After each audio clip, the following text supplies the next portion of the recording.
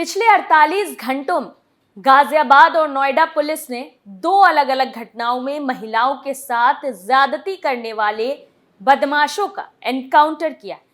जान लेने वाले बदमाश की भिड़ंत में मौत हुई, जबकि दुष्कर्म की कोशिश करने वाले के पैर में गोली लगी। योगी राज में एनकाउंटर को लोग पसंद क्यों करने लगे हैं, ये सबसे बड़ा सवाल है।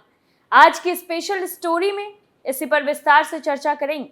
नमस्कार, कैपिटल टीवी की स्पेशल स्टोरी देख रहे हैं आप। मैं हूं आपके साथ सबा शाहिद शेख। एनसीआर में दो एनकाउंटर, क्राइम कंट्रोल नीति कितनी असरदार, एनकाउंटर में है कितना दम, योगी राज में फैसला on the spot. Delhi NCR में 27 अक्टूबर को दो लड़कियां बदमाशों का निशाना बनी।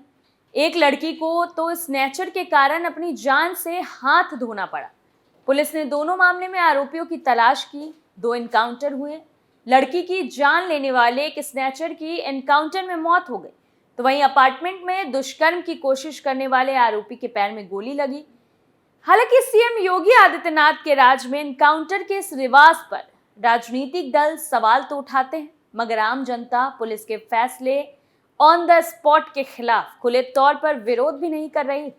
कानून के राज में तुरंत न्याय दिलाने वाली नीति को आम लोगों की मौन सहमति मिल रही है। तो ऐसे में सवाल ये उठता है कि लोग मौन क्यों और क्यों इसका समर्थन कर रहे हैं।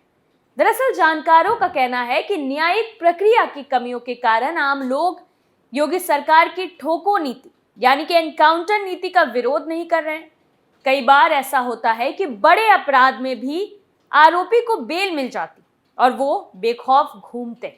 हाँ, अगर सिस्टम जल्द फैसला देता, तारीख पर तारीख नहीं लगती, मामले की फौरन सुनवाई होती, अपराधी को जल्द से जल्द दंड देकर पीड़ित को न्याय दिलाया जाता, तो लोग एनकाउंटर का विरोध जरूर कर सकते थे। हालांकि अब सीएम योगी आदित्यनाथ की सरकार आने के बाद बड़े अपराधियों को सजा होने लगी।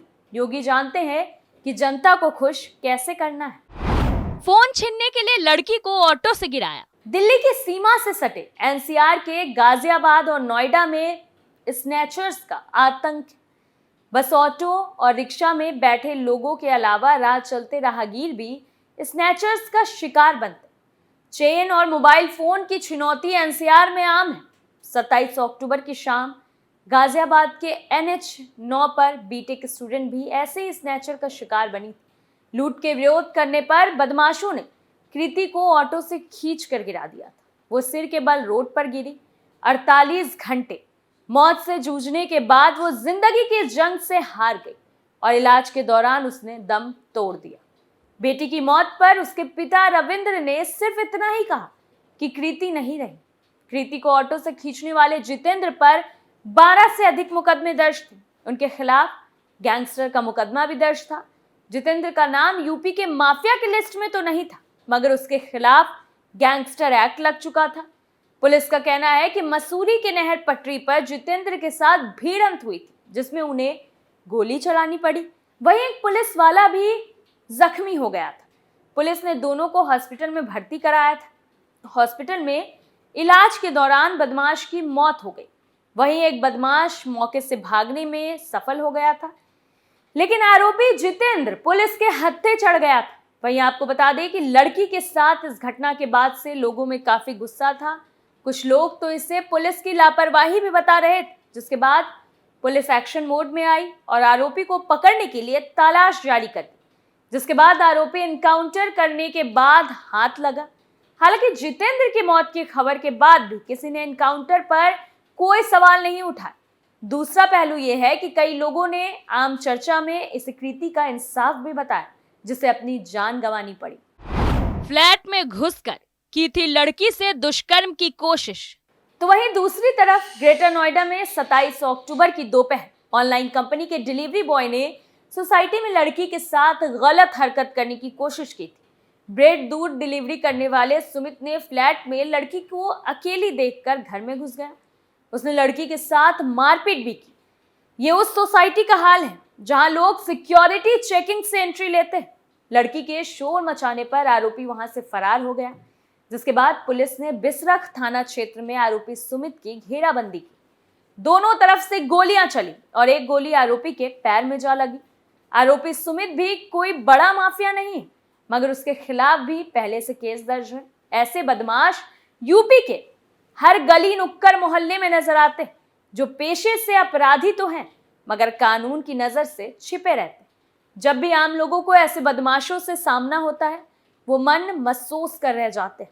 इन अपराधियों पर काबू पाना पुलिस के लिए आसान नहीं, क्योंकि ये लोग हर जगह हैं। इस तरह के अपराधी अपनी पहचान छुपा कर रहते हैं और मौके का फायदा उठाकर रखते हैं। क्या आम लोगों का गुस्सा है एनकाउंटर का मौन समर्थन? दरअसल आपको बता दें कि सीएम योगी आदित्यनाथ की सरकार के दौरान 2017 से मई 2023 के बीच 10,000 से ज्यादा एनकाउंटर हुए। इन भिड़ंत में 183 बदमाशों को पुलिस ने मार गिराया और 5,000 से अधिक अपराधी घायल हुए। पिछले 6 महीने में यह आंकड़ा और बढ़ा। संयोग से ये है कि भिड़ंत का आंकड़ा मेरठ और गाजियाबाद में सर्वाधिक है, जो एनसीआर के हिस्से में आता है। योगी सरकार की ठोको नीति यानी कि एनकाउंटर नीति का समाजवादी पार्टी और अखिलेश यादव विरोध करते रहे, मगर इस मुद्दे पर उन्हें खुले तौर पर जन समर्थन नहीं मिला।